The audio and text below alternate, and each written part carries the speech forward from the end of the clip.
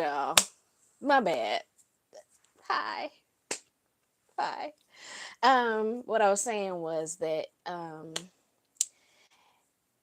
I had to do a little processing of my videos, cleaning up the captions and everything, adding pictures, whatever it is I'm gonna do with my videos. So that took a little bit. That took a minute, And I'm also coming out of a reading slump. Yeah, yeah. So I missed yesterday's live. Well, I skipped yesterday's live, and I'm not trying to say like I'm not gonna skip no more. I'm just saying yesterday was skipped. I'm not, perfect. I'm not always gonna um, be able to do what I'm trying to do with this goal, but that's okay because I'm gonna keep going.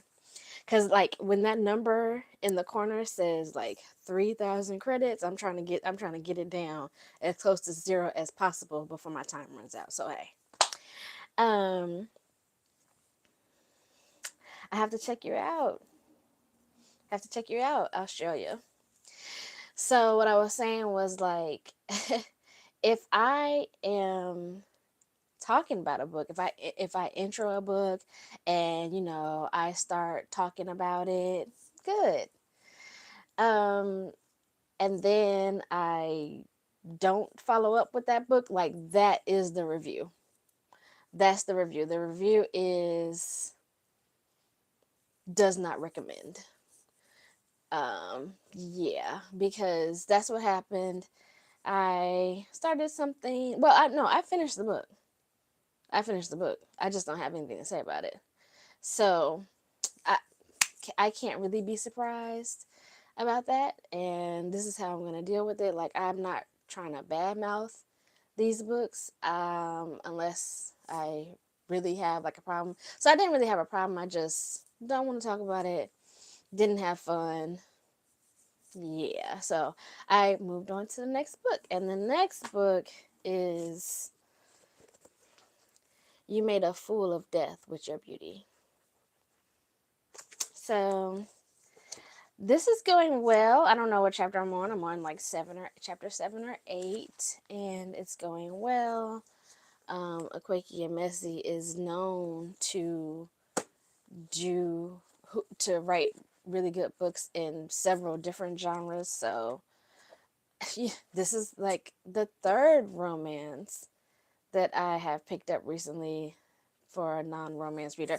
And as far as me reading a bunch of books back to back, like some of them are going to be romances, like it doesn't matter. But this one is cool. It's very the dialogue in their books is very it's very objectionable, no, optimistic, no, objective is what I was gonna say. Um, so reading it has reminded me of a thought that I had long ago, which is that men should read romance novels. I think that men should read romance novels. You know what? I want to take that as a compliment because I think that Robin Quivers is beautiful. Thank you.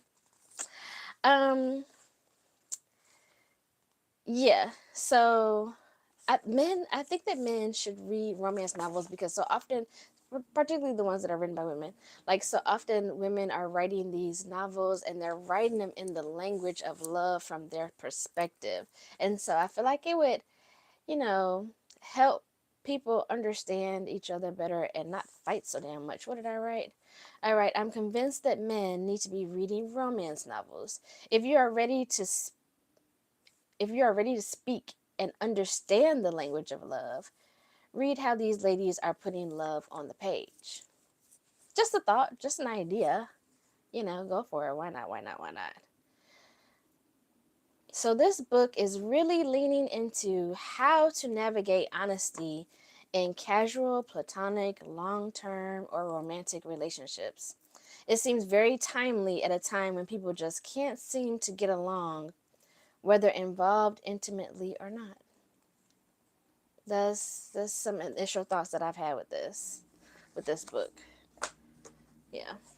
I find that a lot in contemporary novels. The language of the novel, the well, I don't know how else to say language of the novel. The prose, not even prose, because sometimes it's not prose. It doesn't come across as prose because it's so like blatant. It's so blunt. They really like lay concepts out and define them, and sometimes it is irritating because you feel like, dang, y'all don't think I'm smart enough to figure this out on my own without you like spelling everything out for me. That gets exhausting with contemporary novels. But if you're a good writer, then you find a way to do it well. And so I definitely noticed that also about this. So in tomorrow's live, I'll give you a more, you know, I'll give you more thoughts. And then I was thinking, like, what should I read next? So I think I'm going to put a poll up. I don't know if I'm going to have a good set of results before it's time for me to start my next book, but I think I'm going to start putting polls up, like which of these books should I read next. So if you all are subscribers, first of all, if you're not subscribers, please subscribe. And if you are subscribers, or if you come across my poll, tell me what book I should read next, because I gotta that I'm not allowing myself to go into a reading slump, but that book pissed me off. That book pissed me off. Okay, it pissed me off. So I'm just trying to keep the ball rolling, keep it moving, and since I haven't really finished a book for this live, I thought that I would show you all Prose to the People. Yeah. This, okay, let me find some blurbs. It's a book about bookstores. It's a book about black bookstores. And I was just drawn to it because I love black bookstores. And I love art books. Like, look at this cover. Look at that cover. I mean, it's just amazing. Foreword by Nikki Giovanni, the GOAT.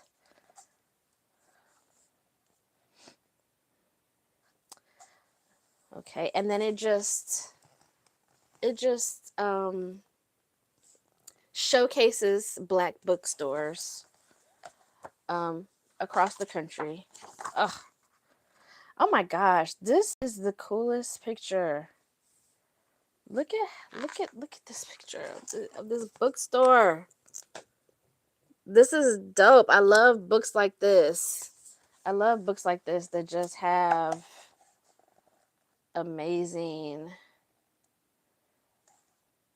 First of all, I love books. So it goes I love how books look. Books look like art to me.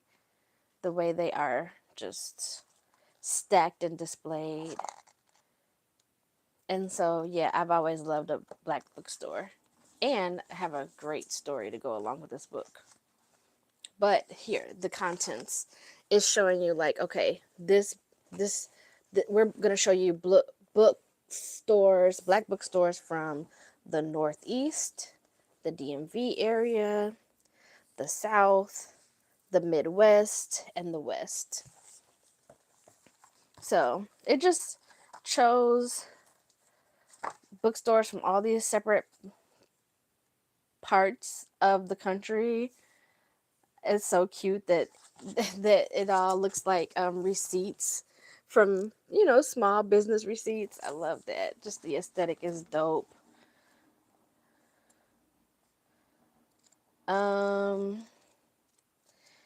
Yeah. This is gonna be another kind of art book that I have on display.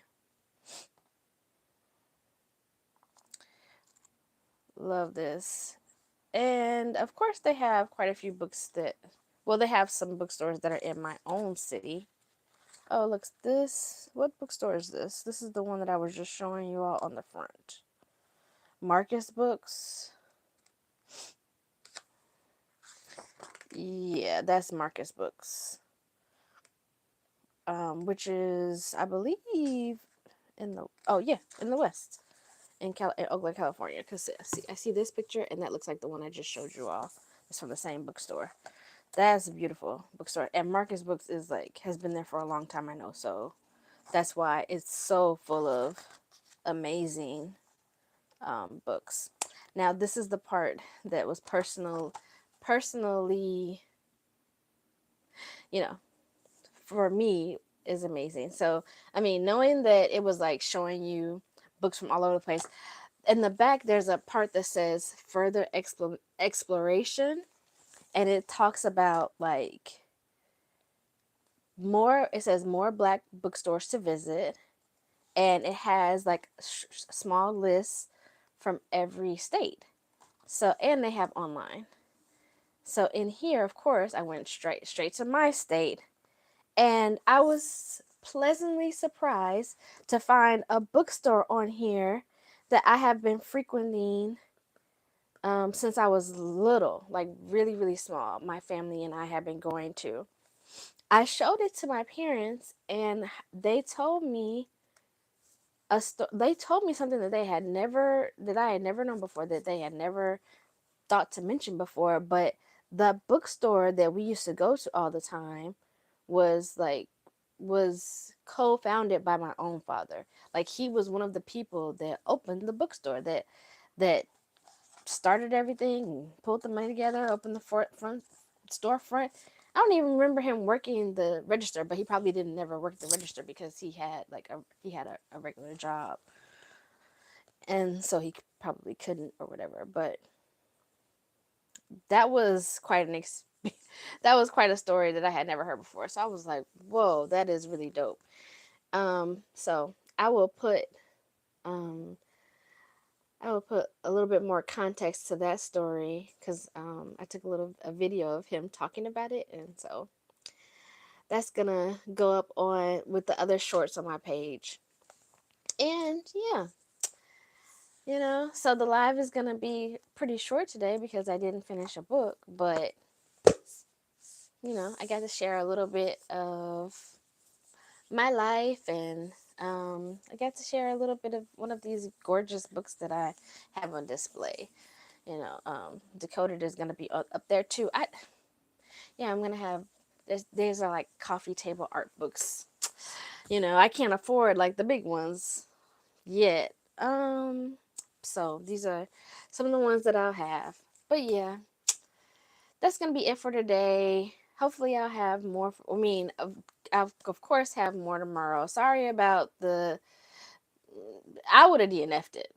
I would have DNF'd it, but I didn't, because it's like if you're reading a book a day, it's like no point in DNFing. Well, to me, it's no point in DNFing books because you're reading them fast anyway. But yeah, if I could go back in time, I would just DNF that one.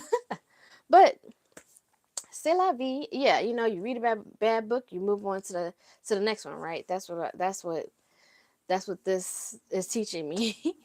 um, and yeah, I'll check in tomorrow morning with some more updates and Crazy Emezi review. Did I say that right? A Crazy Emezi, yeah. So happy reading to all of you, and have a great rest of your weekend. Bye.